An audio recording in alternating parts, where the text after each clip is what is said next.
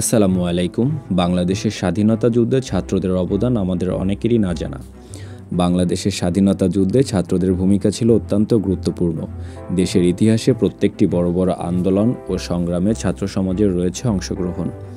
52-এর ভাষা আন্দোলন, 62-এর শিক্ষা আন্দোলন, 69-এর গণ আন্দোলন। মহান মুক্তিযুদ্ধে এদেশের ছাত্র সমাজ স্বেচ্ছায় অংশগ্রহণ করে এক অভূতপূর্ণ অবদান রাখে। বাংলাদেশের স্বাধীনতা যুদ্ধে ছাত্রদের ভূমিকা ছিল ফ্রন্টলাইনে। 1971 সালের এই যুদ্ধের সময় ছাত্ররা বিভিন্নভাবে সক্রিয় অংশগ্রহণ করেছিল। 2 মার্চ 1971 ঢাকা বিশ্ববিদ্যালয়ের এক ছাত্র সভায় দেশের পতাকা প্রথম উত্তোলনের মাধ্যমে এই মহান আন্দোলন ছাত্র সমাজ তাদের অগ্রণী ভূমিকার যাত্রা শুরু করে। দেশের ইতিহাসে ছাত্রদের বড় যে অবদান, তার মধ্যে 1952-র ভাষা আন্দোলন, 1962 ও 64 সালের শিক্ষা আন্দোলন, 1966 সালের 6 দফা আন্দোলন, 1968 সালের 11 দফা আন্দোলন, 69-এর গণ অভ্যুত্থান, 1970-এর নির্বাচন, 1971-এর মুক্তিযুদ্ধ। এছাড়াও ছাত্র সমাজ প্রথম সারির আন্দোলনকারী হিসেবে ছিল। ছাত্ররাই প্রথমে 1969 সালে গণ আন্দোলনে সক্রিয় ছিল, যা পাকিস্তানি সরকারের বিরুদ্ধে ব্যাপক প্রতিবাদ গড়ে তোলে।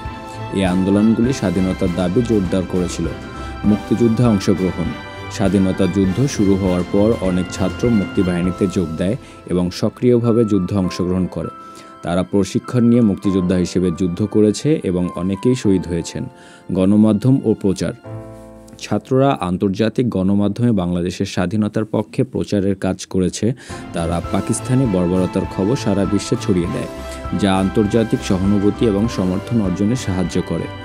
গোপন ও খোলা প্রতিবাদ।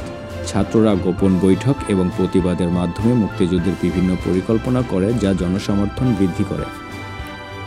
পরিশেষে ভারাক্রান্ত হৃদয় নিয়ে বলতে চাই, ছাত্র সমাজ তাদের ন্যায্য অধিকার ফিরে পেতে চায়। এ দেশ আমাদের মা, এ দেশ আমাদের অহংকার।